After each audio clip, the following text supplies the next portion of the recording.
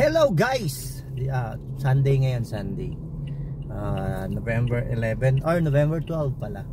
So ito, napansin ko lang bakit kaya ginawa nilang skateboarding area itong pababa ng South Susarique. South ba yan? North Susarique. Ang galing ginawa nilang palaruan, mga skateboard. Ang galing. Okay yan, kesa sa huwag lang mag-aaway-away, ha? skateboard sila. Ang gagaling, ha?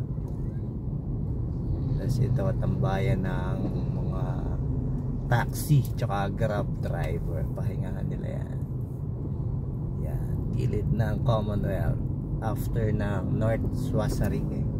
Ano ba yun? Anong tamang bigkas dun? Susarique o Suarique? Yun lang. Galing skateboard sa gitna ng Commonwealth tong si Pogi. Galing. Wala na, finish na.